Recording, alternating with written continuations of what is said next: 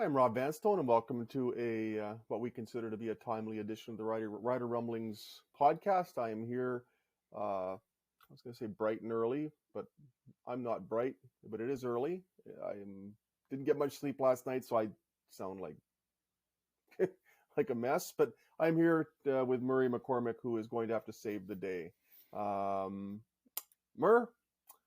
what are your thoughts on another interesting week in Riderville? The off season, I think, has proven to be more interesting than the last few weeks of the regular season were. First, I'd like to point out that I spent a lot of time decorating my office for Christmas. As you can tell over my shoulder, that the room is ready to rock for Christmas. So, Merry It Christmas is lovely. to all. We've got a Charlie Brown Christmas tree, so you're absolutely lapping us on this one. And kind of in the Christmas spirit, the Riders seem to be giving us a lot to write about during December, which is kind of traditionally after they make a couple announcements slows down. And I obviously have to think the announcement of Kelly Jeffrey as the new OC and quarterbacks coach is arguably the biggest news next to the schedule coming out, I guess. And, it's interesting to read some of the comments about, and I've made them too, about Kelly's lack of experience as the CFL coordinator and that kind of stuff. But, I kind of changed my mind a little bit on that. Like, I'm a little tired of the recycling and driving the same old guys through the same job. Why not give a guy who is obviously qualified based on his resume and the many, many stops and the many, many things he's done? Give a guy a chance. What's wrong with that anymore? Why can't we take a guy who's literally paid his dues in a long, hard way by leaving his family to come and fill as many jobs across the world, spent time as a running backs coach? I know I mentioned to you the other day that I thought I met him in the parking lot. Well, turns out I was wrong. It was him. So it's kind of funny that people wonder, we don't really get to know the assistant coaches with the Riders these days anymore. And there's not really that interaction because of time and deadlines and things. We're always in a hurry after practice when you might have an interaction. But Rob, don't you think, let's give the guy a chance. If it stinks, well then okay, we'll go after him as hard as we can, as anybody else can. But I think, we have a story in today's paper online and then tomorrow's paper, people saying glowing things about him. He really sounds like a type of guy I want to get to know. And I'm kind of going on here, but he wanted to talk the other day. Like the Zoom call was cut off after 30 minutes, but he would have talked for an hour. He's a guy that's willing to discuss what the offense is, his life, his philosophies and stuff. And it was really a breath of fresh air to have that kind of elongated talk. And he's kind of like Craig Dickinson a little bit away. He wants to talk with the media and he wants to deal with us. Now, come September and things aren't going well, he may not be running out to meet with the media. Everybody's happy to talk when they're hired. Yes, I know. But let's see how happy they are to talk. We've also seen how happy some people are to talk when they're 6-12. It's a different scenario. That's true. And I'm not saying that's going to happen, but it's easy to win a press conference. Let's win some games. Well, that's obviously the bottom line. And Craig feels that Kelly is the guy that can help him win some games. He seems confident. They did, and Craig says, and based on what we've seen on the internet and following on social media, it appears they did a pretty thorough search. People turned them down. That happens. People turn them down for interviews. That happens too. Does it say something about the team? I think it says something about a team when you're 6-12 and miss the playoffs and you're looking for a job. You take a long look at that team before you make a commitment or even say, am I going to waste my time going there for an interview? So I think they had to do Craig says he did a thorough search. Craig's never lied to us before, so I think he did that. It took a while to get Kelly in there. I think they probably could have released some of the angst and some of the concerns if they'd hired him quicker. But then the concerns would have been, well, why didn't you go longer? Why didn't you expand the search? So it's really a kind of a no-win situation for the Riders in hiring this new guy, whoever they got there. It would have been nice had they got a name. But as I've said earlier, I'm all for giving the guy a chance. And maybe more of this can happen in the CFL with the salary cap that kind of reduces the salaries. I mean, you can bring more guys in you can't pay them all, but maybe it'll encourage more movement. But I mean, last time they looked for an offensive coordinator, it was an impulsive move. They hired Jason Moss shortly after they finished first in the West Division, and they didn't bring back Stephen McAdoo, and that move was made very quickly after Jason Moss was let go in Edmonton. that wasn't a thorough search at that time. They targeted who they wanted, and that's who they got. If Callie Jeffrey was far and away their number one choice, they could have done this 6 minutes after the regular season concluded, or after 6 minutes after they severed ties with Jason Moss. But give them this. At least they did do a thorough search this time, because they didn't last time, and look how that ended up. They pretty much told us how they felt that worked out when they got rid of all but one offensive assistant coach after last season. So, but that said, in the same calendar year, that being 2022, they extended the contract of Jason Moss, and then they told him he was no longer the guy. So, what does that tell you about the resolve in the football operations department at Mosaic Stadium? It wasn't. If they thought this was such a bad fit, I could understand if they bring in Jason Moss, and it was a quick move after the 2019 season. They don't end up playing until 2021, but early in 2021, if they thought, okay, this just isn't a good fit, this just isn't working, they had a whole season of evidence to tell them that this wasn't a good fit. But the offense really wasn't that productive in 2021, but they extended the contract. And then after the 2022 season, they try to tell us it's not the right fit. But you had a whole season with Jason Moss, and then you extended the contract. So honestly, the evaluations of the coaches here really have to make you wonder about the direction of this organization, because they've extended and ended the tenure of Jason Moss in the same calendar year of 2022. That's interesting. What do you make of three offensive coordinators in Craig's status time as a head coach? He inherited the first one, and the organization sort of inherited Craig Dickinson and Jeremy O'Day when Chris Jones left so abruptly in 2019. And at the time, I wrote, after Stephen McAdoo was let go, and even when there was a debate as to whether Stephen McAdoo should return, if it ain't broke, don't fix it. I think they tried to address something at that point that really didn't need addressing. They were looking for a little something that they felt was missing, obviously, but they had just had an offensive coordinator in Stephen McAdoo, despite all the criticism he faced. And there wasn't a lot of it in 2019. They just had an offensive coordinator that worked with a first-time starting quarterback in terms of the CFL, who had been named the most outstanding player in the West Division and the CFL All-Star, and had a breakout season while helping the team go 13-5 and finish in first place for only the second time in a span of 43 seasons. And I'll always wonder, what if the play calling hadn't been so questionable in the West Final against Winnipeg that year? Then I don't think there would have been any reason for them to be able to justify letting Stephen McAdoo go. But I think that there were some really mysterious calls in that West Final, so there wasn't a lot of protest from the fan base when Stephen McAdoo was let go. But I think the fact remains, and it was written at the time, that there was a clear compatibility between Stephen McAdoo and Cody Fajardo, and they pretty much told us that did not exist with Jason Moss and Cody Fajardo when Jason Moss was let go after Cody Fajardo was benched. What a great system they had going there. I'm 100% behind you that I think McAdoo was a scapegoat for whatever happened. Scapegoat, I mean, that's the right word, but I think it all had to do with that West Final. I don't know if it was the big picture, but I think there was so much criticism for the Riders over what happened in that West Final, and we're never going to forgive that upright. I don't know how they could come back with McAdoo, how they could have justified bringing him back, despite all of the reasons why you said they should have brought him back. So I guess that West Final was one of those things.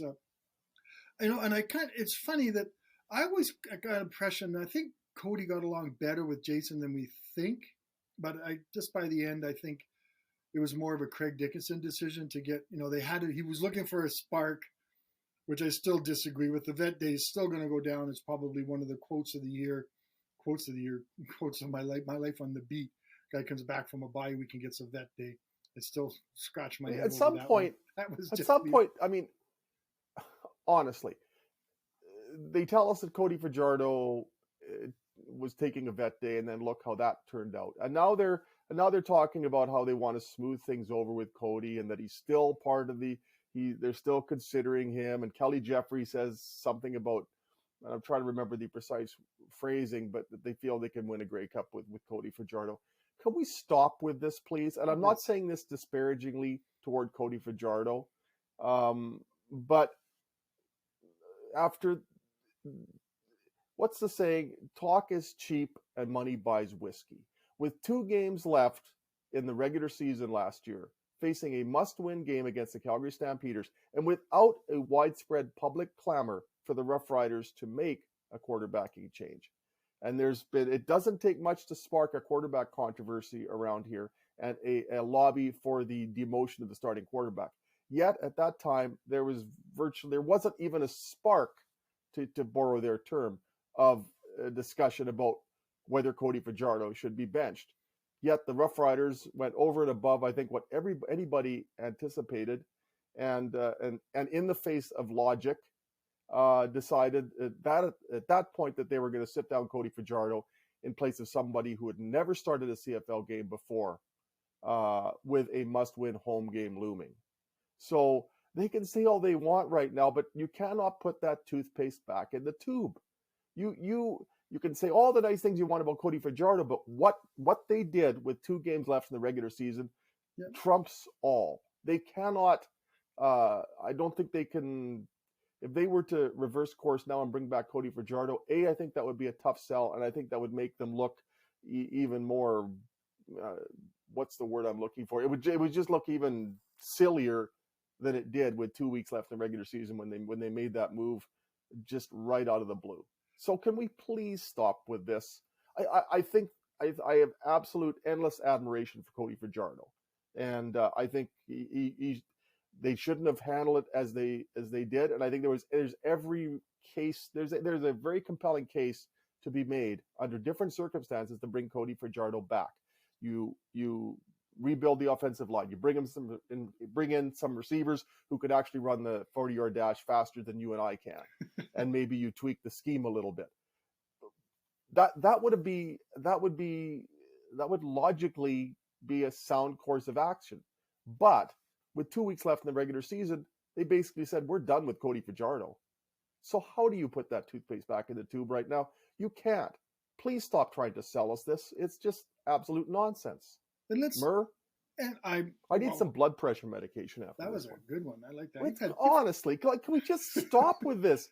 But why don't they show the guy some respect now? And this may be release him, show him receipt, send him out there, send him out into the world of pending free agents, give him a little bit of a head start, give him a chance on selling himself, chance on maybe finding a job before the free agent window opens, and show him the respect that he's he didn't have a season that I think is going to draw the first tier free agent status. He didn't have that season. Based on 2019, he was. But how many quarterbacks did in this league this past year? It was a tough season for quarterback. Yeah. So, but I think, and nobody had to play behind that offensive line except Cody Fajardo, Mason Fine, 61. And Jake he was Joel sacked. Was it? I think off the top of my 61 of the 77 sacks were against Cody. No quarterback in Rider history has been sacked more times in a season than Cody Fajardo. And you think, okay, now there were lots, and of that, I don't know what percentage you want to say, we're on him. The Fajardian spinorama got a little tired, and people were expecting him to go to the left on that one. So that one got a little tired, but they were on him. They're on him for not making the passes, for not reading the play, not getting rid of the ball, happy feet and whatnot. But I'll tell you something, you and I would be running for our lives behind that offensive line, just like Cody was. So I think any quarterback is. So, well, I heard some NFL commentators earlier this season talk about how Joe Burrow of the Cincinnati Bengals, one-time Rough Riders negotiation lister, had happy feet in the pocket, and that was looking uneasy in the pocket. There was talk earlier this season, somebody named Tom Brady was uneasy in the pocket, according to some commentators. Those are, that's the greatest football player ever in the case of Tom Brady, and someone who may put up numbers that remind us of Tom Brady over the course of a career, with the way his career is unfolding in Joe Burrow. And each of those, the last 2 Super Bowls, they both, one of them has been in the last 2 Super Bowls, and Tom Brady's been in about 43 of them. So honestly, again, you fail to build a system that supports the quarterback. The behavior of the quarterback in the pocket is symptomatic of the lack of support that is there, and then you blame the quarterback for an outcome that was created by a system that was clearly flawed. Again, who wouldn't be shell shocked behind that offensive line? I just feel shell shocked listening to all this Cody Fajardo stuff and all these niceties now. Can we just dispense with this? Exactly. Actions speak louder than words. Yeah. But we're still going to have a podcast and speak and we're still going to talk with about thousands of words. And there's virtually no action because we're just sitting here. Exactly. Maybe on a little bit of a happier note, Rob, they've re-signed Jamal Morrow, which is a pretty good note since I think we talked last. Here's a guy we were listening to on the Zoom call. His excitement, enthusiasm for being part of Rider Nation is really noticeable. Like, he wants to be here. And plus, his options are kind of, limited to the CFL is where he's going to be right now, and that's where he is. But I mean, I'm sure there would have been a few teams that have been interested in Jamal Morrow. I think so too, like, because his versatility, and plus we saw he's a three. He can be a returner, he can run on the ball, obviously, and he can catch the ball, and he's a heck of a blocker. So, kind of, if we can get excited in December, other than for Christmas is coming, Jamal Morrow and Frankie. Most of my shopping is done. I didn't get you anything. Didn't you get me anything again? Jeez, I have to. Sorry. Because I put all your presents under my 36 tree. 36 consecutive years of not getting you anything, and there you are with your tree. I put all your presents under my tree. Yeah, so as you can see, they're all there. We talk about. Can you at least get me a discount on the tree? Yeah, all the excitement about, and I'm kind of excited about a healthy Frankie Hickson and Jamal Morrow working together, and maybe seeing what Kelly Jeffrey can do to utilize them. Maybe they can take, in strange thought, take the pressure off the receivers by having a running game, and take the pressure off the quarterback by having a running game. Or committing to the running game. I think they had a running game when they really were serious about it. I don't even know if commitment's the right word. Just sort of have it part of the offense after the first half, because it seemed to be they would start off in the first quarter and a bit with running the games. I remember a number of games they ran Jamal Morrow quite a bit, and then in the second half they just. There were so many times where it was working, and it's like, ooh, it's working. Now that's what they think we're going to do. We can't do this anymore. It's almost like they'd acknowledge and pay homage to the run, and then just dispense with it entirely. And I'm not saying that the move, that it is a passing. There weren't cases. There wasn't a cause to question Jason Moss, but. Honestly, I think Jason Moss fell into the same category as Cody Fajardo, where there's no offensive line. There's a receiving core that for some reason people think is far better than it is. And then plus they decide to play an injured quarterback for a significant portion of the season. They did everything possible to encumber that offense, but it's Jason Moss's fault. And then you're blaming Cody Fajardo. So again, I want to go back to something you mentioned earlier about Kelly Jeffrey. Because a lot of it has to do with name recognition. Mm-hmm. And, people have said, well, Kelly Jeffrey's never been an offensive coordinator at the Canadian Football League level before. That is true. Had they hired Mark Mueller, that would also have been true. But would there have been a word of complaint? No, because Mark Mueller's name is much more familiar, especially around Regina, given his ties to Ron Lancaster, is the fact that he the star quarterback with the Sheldon Williams Spartans, U of R Rams, and is an amazing person. Everybody likes Mark Mueller, and they should. But Mark Mueller wouldn't have been any different than Kelly Jeffrey in that he had never been an offensive coordinator at the Canadian Football League level. I think there would have been a lot more. I think just people would have, by default, given Mark Mueller a chance. So let's give Kelly Jeffrey a chance. But more than anything, it's incumbent upon the Rough Riders to give Kelly Jeffrey a chance. Put some people around him that allow an offensive coordinator to actually do some things. Yeah. If their offense is reminiscent of what it was last season, it probably wouldn't matter if the second coming of Clark Shaughnessy is the offensive coordinator. Nothing's going to work. I think if you line up Mark Mueller's resume against what Kelly Jeffrey's done, I think Kelly, it's quite on balance towards Kelly Jeffrey because he has the experience of college. But you said Mark's got more experience in the Canadian Football League. Got more experience, exactly. But Mark is 33 years old. Kelly Jeffrey is 50, and Kelly Jeffrey has been doing this since 1994 at some level. Mark Mueller was born in 1989, and I'm not. Well, I'm not disparaging. Mark Mueller would have been a wonderful hire, but let's not disqualify in terms of the discussion Kelly Jeffrey simply because he hasn't been an offensive coordinator before. Because look at all the things the man has done in football. If they'd hired Mark Mueller, he would have been a wonderful hire.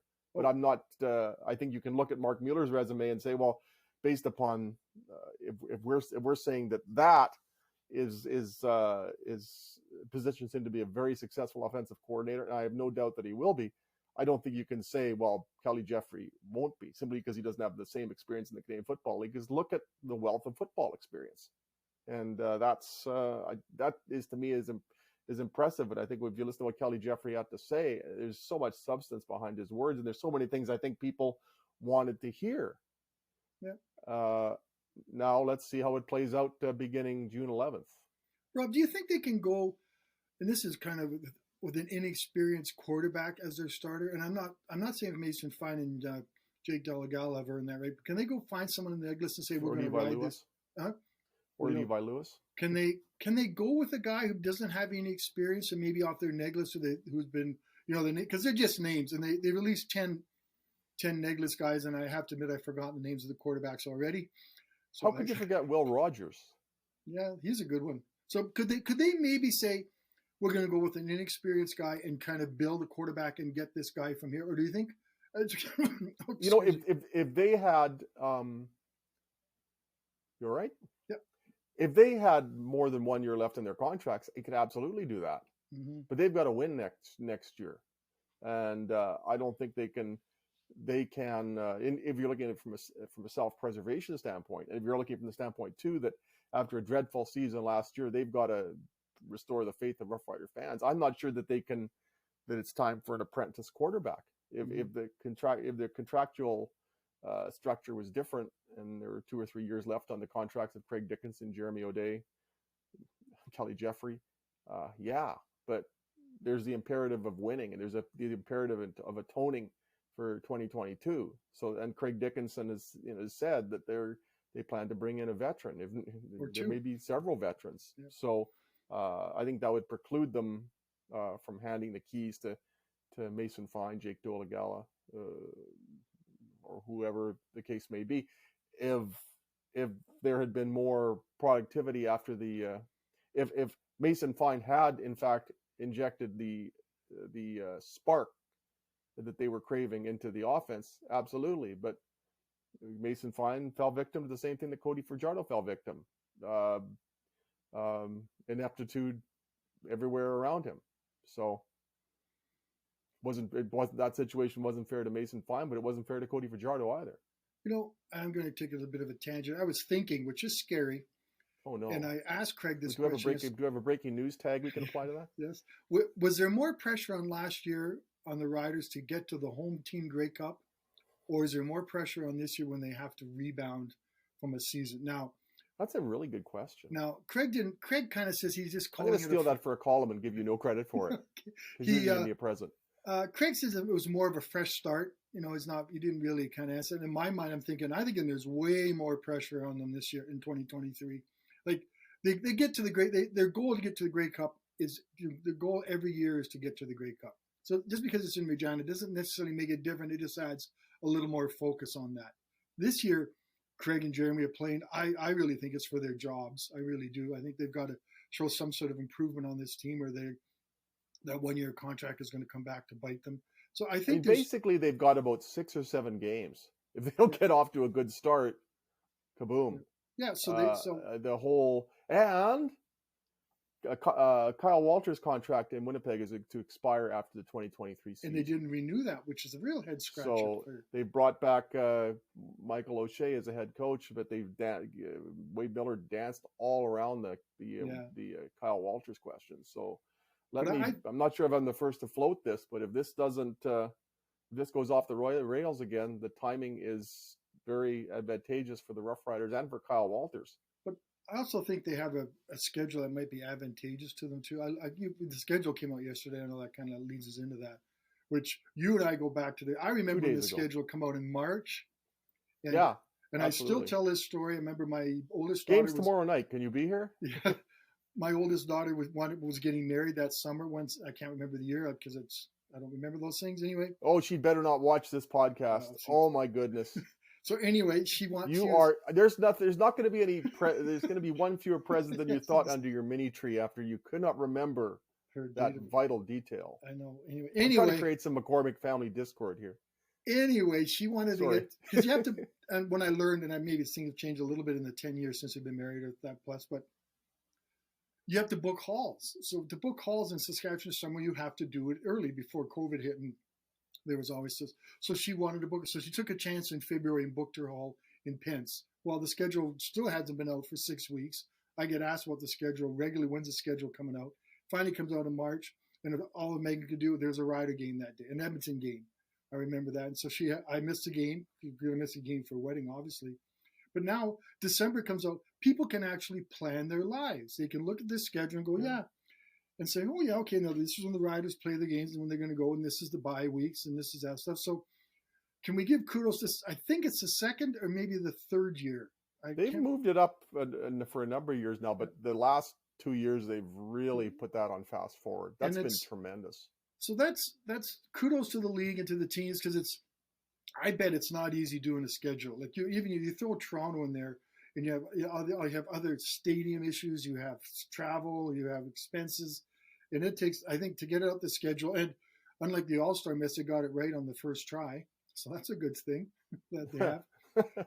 And so I think it's good, the schedule. And the schedule's a schedule. You got to play. They got to schedule games. I kind of like they've gone a little bit towards the NFL way of having consistent start times. For many years, we said on any given Wednesday, Thursday, Friday, Saturday, Sunday, the CFL would play. Now they've kind of they've gone a little more consistent with their schedules, with their times. And, there's a couple of Sunday games in there that people are kind of grumbling about, but they're in the summer. So the kids are off. If you want to go there a Sunday game at 5 o'clock, you have the next day off to recover. You can book your holidays on that. They don't have, and I'm judging off the top of my head, 4 or 5 games in the kickoff this season were home games, which I think were a killer in gaining momentum, and also had something to do with the smaller crowds in the part of the summer that it was too much to ask people to go to 4 home games in 5 weeks. And I think they needed that. They needed to get rid of that. They got rid of the back-to-backs, except for the one traditional one against Winnipeg, which will always happen. And, I was there in 2008 when they had the Saturday playoff games. I wasn't a big fan of it. I kind of liked Sundays, but, they've got to get away from the competition of the NFL. And also, people don't realize they have to expand the time that they can prepare for a Grey Cup. Winning your final on a Sunday and having to be in the host city on Tuesday without really being able to plan, but you do. Suddenly, everybody wants tickets, and you can't make plans until you know if you're in the Grey Cup or not. So now you give them an extra day, and I wish I could take credit for that. That was Ryan Dinwiddie who pointed that out. That the extra day is huge. You get to go home. You get to celebrate a little bit. Not quite got crazy like the baseball team celebrate when every time they get to a different level, but you celebrate. Yay, we're going to the wild card. Exactly. Yay, pop the cork. So Sunday, they get the Sunday to sort of, relax, pack, and do stuff. Monday, they're kind of, it's a day one, not day one, but they get and come on the Tuesday, and it's more of a normal week, which I think, may lead to better games or not, but it makes life easier for the teams and whatnot. So I kind of like that. And leave the Grey Cup on Sunday. You can't change the Grey Cup from Sunday. If that happens, I don't know. It may happen because they never listen to me anyway. But what does this do to Canadian university football, though? Does that overshadow some Canadian university playoff games? Is this scheduling arrangement compatible with what is a showcase time for supposedly their feeder system? Well, I kind of wonder why the CFL isn't the last game of the football season. Why the U Sports teams their schedule isn't bumped up so we get the Grey Cup. Because it's interesting to have the Vanier Cups after the U Sports teams unavoidably have a late start. Yeah, because of school and stuff like that. So that's really a good point, but I think them into a corner. I think the CFL is more focused on what the NFL monster does to it on Sundays, and they're trying to get away from that, except in the summer. But in the summer, there's no NFL games on this Sunday. So they've got 3 Sunday games this year, Sunday home games, a third of which is the Labor Day game. So I'm not opposed to a couple of Sunday games during the summer. Just I'm a connoisseur of football. That makes me sound too refined. I love football. I don't want to have to choose.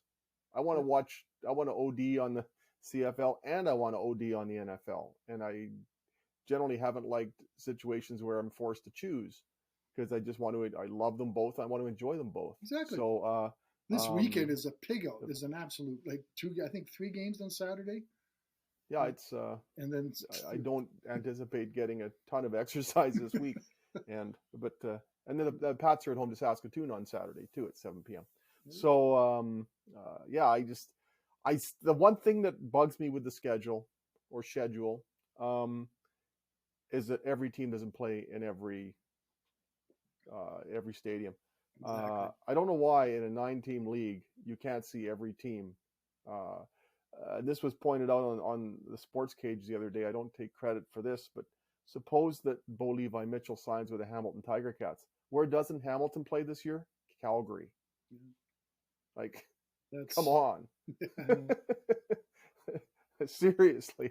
And the how they make up the schedule is almost a little bit, it's secretive, and I don't think I've asked the league sometimes, talk to the schedule maker, and they say why, and I go, well, because people are curious about because people might be interested in it. Yes, because I'm not asking because I care. I'm going to be there anyway. But anyway, so that's a good point. Also, the Riders they only play Hamilton and Montreal once, and I think they're both here, aren't they? I can't remember what Montreal. And then they want to foster the divisional rivalries, and I think there's a decent case for that, and this is, I think there's going to be more clamor to buy tickets to see Calgary than there is to see Ottawa, for example. But once you do that, then I think you're creating an overkill situation in the East where teams are playing each other 4 times. And sometimes 5 if you factor in the preseason, and you just get sick of that same matchup. Yeah.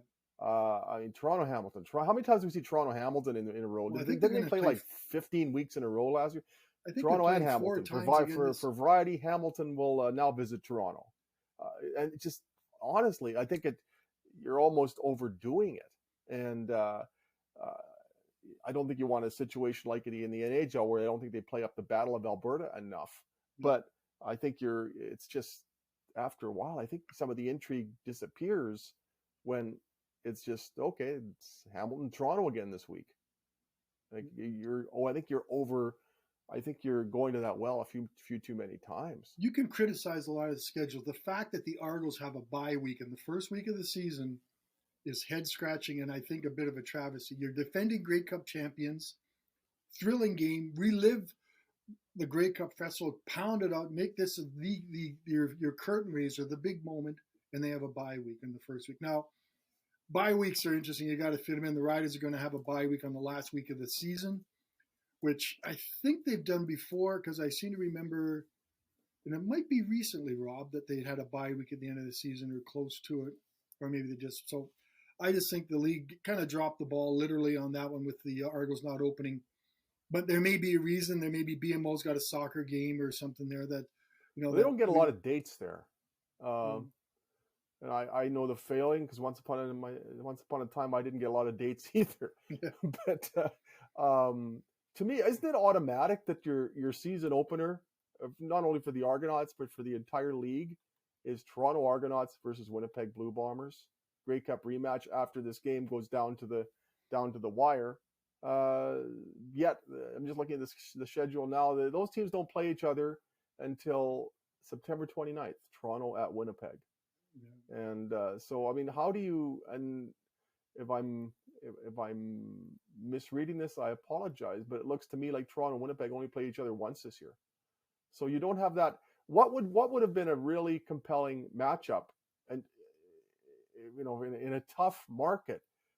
What is marketing gold there? What has the most potential? It's Winnipeg going to Toronto with the Argos as the defending Grey Cup champions, week 1 of the regular season. Yeah. But they don't play each other unless I'm misreading the schedule until late September, and that game isn't even in Toronto. And by that time, shouldn't that just be the most basic thing to do? Toronto versus Winnipeg, start there week 1, and you work back. Yeah, and I mean. And by the time September 29th rolls around, it's pretty hard to drag out the defending Grey Cup champion our angle again, though you will because we're not ones above to pound. Yeah, but none of that's all recent events will have overshadowed that. How is that not the first game of the year? I just don't. I mean, understand. Winnipeg loses out on a bid for the third consecutive Grey Cup by 1 point, and so they're anxious they just want to exact revenge. And what happens? They play each other once, and it's in late September. There's a little head This scratcher. is just basic. That's a layup. There's another little head scratcher. They say on July 29th, the Argos game will be at a neutral site. I'm guessing that's another Touchdown Atlantic, so we better put that in my travel schedule, Rob, because I think I left some lobster on the table that needs to be consumed that in Halifax, but I think that might be it. It's got to be, doesn't it? I don't think they could be. Weren't they talking about a game in Mexico or something? Well, I can go. I'm going there in February, but that's okay. I can do 2 trips, but Mexico in the summer, I don't know if I want to do. But I'll still go, Rob. Don't worry about it. I'll suck it up and go to Mexico. That'd be interesting to be that. But one of the things they stress in the schedule too is they want to get the divisional matchups going again. And I think the way the schedule starts, I'm looking at they have 4 divisional games to kick things off. And that's the thing is one of the good things about this. I mean, last year it was the Riders are 4-1, but they still haven't really played anybody. Exactly. And the only game that they played within the division over those first 5 games was against the Soup Can from Edmonton. Yeah. So you're going to get some meatier matchups early in the year. Remember that 4-1 start, Rob? Remember those good old days? Remember that 4-1 start? Those good old days. Who knew that would be the high point of the season back? Yes, I remember that season all too vividly. One thing I would like to point out, and I think I wish I'd mentioned this earlier. On Monday, John Gregory passed away. Yes. John Gregory was the head coach of the Saskatchewan Roughriders beginning in late December of 1986 and carrying through late August of 1991. And he coached the Roughriders to a victory in the greatest Grey Cup game I've ever seen, 1989. The year before, he was named the CFL's Coach of the Year after the Roughriders went 11-7 after missing the playoffs for 11 years in a row. Tremendous guy, tremendous coach. All of his former players are really sad. And at the same time, I think there's a lot of really fond memories that have been reignited, and a lot of discussion along those lines that's been reignited with the news of John Gregory's passing. Do you have any sentiments about John? You dealt with him a little bit on the Rider beat when you were a bit of an interloper. I was kind of like a younger version of yourself. I used to say I was on the Z team. When I got to Rider practice, it was because everyone was needed a day off, and we promoted you to Q. And I remember, and I told you this story. I was covering a practice one day, and I can't remember which season it was. And the media person at the time said, "John Gregory wants to talk to you in the coach's room." And I'm going, "Why does he want to talk to me?" I think I wrote a story 3 months ago. So I go in there, and then he proceeds to lambaste me about whatever Nick Miliokis, our esteemed columnist at the time, was writing. And just columnists always make things miserable for people, don't they? Oh, and I'm standing there going, terrible, terrible beings. Because imagine that, and even though I'm kind of old and probably was the same age as John at the time, I quoted, that's intimidating. The coach calls you in to talk in the coach's room. You're going, "Oh, what have I done?" And it was to blast Nick about some order columns and stuff. And I think that was probably the season he was fired. And then I'm saying, and as soon as I realized it was all about Nick, I kind of relaxed and let him go on. But that's when I saw the fiery side of John. I think we should. So did Nick. John once threw chalk at him. Yes, that's right. One of his first press conferences, he got mad at something Nick had asked, and the chalk went flying. And we got to bring back those knit Rider sweaters. That one he's wearing on that '89 photo is just a classic. And those were popular. A lot of people bought those at the time. Know, and I think they kind of accentuate your bellies a little bit, I think, with that band across there and stuff. But that's a classic photo of him reaching up there wearing that classic sweater and whatnot. And I know, and I've read all the comments from the players and the '89ers, and I remember back then too, looking in their lockers. You're not supposed to do that. I didn't realize at the time, and seeing this '89 motivational stuff and asking about it and getting quite a bit of crap from the players that this was a secretly thing. But give John credit for being ahead of his time with the psychologist, getting most of the team to buy. There's some guys that didn't buy into the '89ers and the rings on the tape rings. There were some people fingers. That worked for, and as Jeff Fairholm said the other day at CKRM, one person that really worked for was John Gregory. Yeah. because it calmed him down, and that was a real key component of that. And John Gregory, you look at what they did during the '89 season, and there's actually a few parallels to in terms of things that happened this past year. And I think it's almost instructive to look at how John Gregory handled some things compared to the way things unfolded this year. I mean, their season hit rock bottom. The Rough Riders, I think, well, there were several valleys, but you talk about the Garrett Marino situation. They had a situation in '89 where there was a dispute between the organization and James Curry. James Curry was a disgruntled player. It was late in the year, and he had 16 sacks at the time. But they decided that James Curry was not going to be part of their team moving forward. They went into the playoffs without him, even though he was having a tremendous year. And I think that was a situation where they put the team ahead of the individual. With the way the Garrett Marino situation was handled earlier this year, the individual was put ahead of the team. They were able to regroup after that devastating loss to the BC Lions, where Glenn Suter hit David Williams early, was called for pass interference, and the Lions ended up winning miraculously on the final day of September in 1989. They were able to rally after some devastating losses, whereas this team, once it encountered some adversity, it just crumbled. In '89, they were able to overcome injuries. They had Jeff Treflin, who I think was like 5'8", 5'9", 170 pounds. They had him playing linebacker at one point. Their receiving core was so decimated that Jeff Bentram, a backup quarterback, was starting at slot back and was even returning kickoffs. Rob Bresciani, a reserve receiver, one memorable day in Calgary, had 5 receptions for almost 200 yards. James Ellingson made huge plays when Ray Algrud was hurt, when Jeff Fairholm was hurt. They were able to overcome a spate of injuries, and this Rough Rider team just kept using them as a crutch. But now their talent base was considerably better too, but they made the right call at the right time with the quarterbacking. When Tom Burgess had a hot start that year, cooled off, and John Gregory made a switch to Kent Austin during a game in Toronto, and Kent got on a roll and basically kept going. But when Tom Burgess was needed late in the West Final after Kent Austin was hurt in the second quarter, Burgess came off the bench and threw a couple of touchdown passes. So going into the Grey Cup week, there was a lot of debate: Kent Austin or Tom Burgess. Now, we'll never know how Tom Burgess would have done against Hamilton in the Grey Cup. He'd thrown 5 touchdown passes against them in a game earlier that year.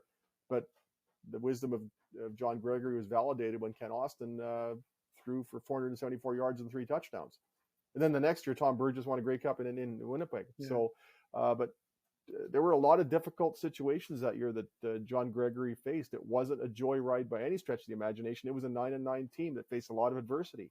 And John Gregory found ways for them to dig themselves out of holes time and time again. Not by himself, but as the leader of the on-field operation, John Gregory came through time and again for the '89 team. Can you imagine? And Suda did get skewered pretty badly for what happened against the BC Lions. Now it would be multiplied by that. But I still remember John telling him to own it. Go out there, deal with the media, deal with all the criticism, deal with everything that brought on there. And I like to think it changed Glenn Suter's career. It led him on another path. And it also showed how John was sensitive to what the players' feelings were like, and not just, as another coach said, what an idiot. Why did he do that? He's a better player than that. And it was all about accountability, which is something that was also lacking from the 2022 Rough Riders. There was leaders Glenn in Suter that went on CKRM's Open Line show on the Monday night. That game was played on a Saturday. Glenn Suter went on, I think what was called then Sportsline on CKRM and took calls. Yeah. And just dealt with it head on. And you know what? Then it just wasn't an issue because they dealt with it right away. Yeah. The way the emphatic manner in which the Rough Riders under Al Ford and John Gregory dealt with that situation, Glenn Suter went from being someone that the fans were just piling on toward to, I think by the end of that phone-in show on Monday, being a sympathetic character. And that's because he dealt with it head on. Not only after the game, when he sat there and took every question from anybody who asked, but then going on and then it was part of John Gregory's suggestion to go on the radio show on Monday and deal with it. And it just wasn't an issue after that. Now, how often did the 2022 Rough Riders allow things to fester? Yeah. Under John Gregory and Al Ford, the Rough Riders in '89, when they had adversity, dealt with it emphatically and quickly, and it was over with. Great coach. And then at the end of the year, who played the game of his life in the West Final against Edmonton? Glenn Suter. Had an interception and blitzed Tracy Ham all day. And then in the Grey Cup, who had the Rough Riders' only interception? Glenn Suter. Who pinned the ball for the game-winning field goal? Glenn Suter. Who was the last person to touch the ball in that Grey Cup game after the Tiger Cats fielded a kickoff and Steve Jackson punted it back? Glenn Suter, as he caught the ball and ran out of bounds with his arms in the air. So how perfect was that? But a lot of that's a testament to John Gregory and the Rough Riders organization and how well they handled a situation that could have been so destructive, because that was a loss. Suddenly they're 4-5 after a 4-1 start. So there you go. Anyway, Rob, I think we'll miss John Gregory, a tremendous man, someone who's involved in football for nearly 70 years. And I didn't have a lot of dealings with him when he was a coach in Saskatchewan. I did a few more times. Subsequent to that, I wrote a book about the '89 team, and he was very gracious with his time. And everybody that I spoke to, you're not going to be university beloved as a head coach, but he is as beloved as a head coach can be, and just a tremendous man, and hard to believe it. I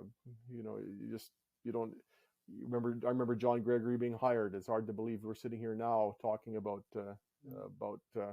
his passing. Time goes far too quickly. Exactly. But man, did he leave a legacy, not only with the Rough Riders, but south of the border, Iowa Barnstormers, arena football, and Kurt Warner was his quarterback in arena football. Yeah, that's quite a legacy. Well, Rob, I have to go do some errands. You have life to do. I have to finish my 4-part series on Conor Bedard, which is going to run in the Leader Post. Starts next week. I think starts next week. Tuesday, Wednesday, Thursday, Friday. Read stuff. Read it online. Buy a paper, because you may want to save these ones, because I think he's going to have a pretty good career, and that might be a nice little item to save and keep on your desk when you watch it. When Conor Bedard was with the Regina Pats and was this incredible kid. I'm going to toot your horn a little bit. I love all the different people and all the different voices you have talking about it, and Conor Bedard. What an incredible young man. It'll be too sad once he gets in the NHL, and then he ends up being the cookie-cutter quotes that seem to come out of players once they reach that level. But what a remarkable young man, and looking forward to him coming back to play for the Pats after the World Juniors, which will probably be early January. He might be back for the January 6th game against Seattle, but more likely for the January 8th home game. The World Juniors concludes January 5th. I'm going to throw this at you, Rob. Like, you got to talk extensively with Conor. Like, how did that go? What was your feeling when you were talking? Because it's such a wide variety of topics that you're doing with him. We actually spoke twice. I talked to him at the start, and then talked to a lot of other people who were pretty instrumental in his life and his hockey career, and then had some more questions I wanted to ask. So I kept pestering him. Tremendous. I've gotten to know his parents, Tom and Melanie, pretty well throughout this process, and you can understand why Conor Bedard is such a tremendous young man when you look at the family background. Not only Tom and Melanie, but his sister Maddie. And you talk about we've talked a lot about foundation in this podcast. Well, the foundation that was established for Conor Bedard was so conducive to the success that he's had, he was born with a lot of ability, a lot of talent, but it's what he did with that and the diligence with which he has pursued a hockey career that allowed him to go from being a good hockey player to someone who's already talked about as the next Connor McDavid.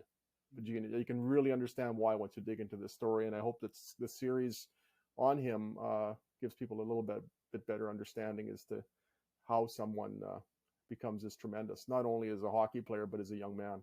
One of the comments that really resonated with me, and I wish I could remember which scout said it, that he didn't need to talk to the kid because he knew the kid's parents. Yeah, like, Dan Marr, he's the director of NHL Central Scouting. Yeah, he says, I haven't met the kid, but I've said I've met the parents, but I've met the kid. So he just pretty much tells you how well he was raised. And it was a fun one to do, and I hope people enjoy it when it comes out next week. my project for the rest of this day is to finish the Conor Bedard series, just with a couple of commas that I need to move around. So there, we even got some junior hockey. Speaking of commas, let's slam a period on the end of this one. That's the best transition we've had all year. If you enjoy the podcast, please leave a review and a 5-star rating, 6 or 7 if you want. It helps us grow the podcast. You can subscribe to the show on Apple Podcasts, Google Podcasts, Spotify, Stitcher, or wherever you get your podcasts. You can find me on Twitter at Rob Vanstone. Murray's at Murray LP, and we will do another podcast during the off season. We don't really have a set schedule or schedule. We do these things as events dictate. So next time there's big news in Riderville, we will reconvene with our producer Creedon Martell and do a podcast. In the event that nothing big happens before December 25th, I'd like to take this opportunity to thank everybody for spending time with us this year, whether you're reading us or watching us or listening to us. And I wish everybody all the best over Christmas and a happy New Year. And that includes you and your little treamer. I hope you and your family have a great Christmas. I'm looking forward to having many presents under my little tree and sort of gathering the whole family around it and all celebrating my little Christmas tree. Merry Christmas to you, Rob. Merry Christmas to all our readers and listeners. And let's do this all again in 2023. It's going to be a fascinating off season, that's for sure. It is a fascinating off season. I remember when it was it turned 1970. It's like, wow, how is it 1970 already? Now it's 2023. Exactly. For Murray McCormick, and who's older than me, I'm Rob Vanstone, and we will do this again soon, probably in 2023. Take care.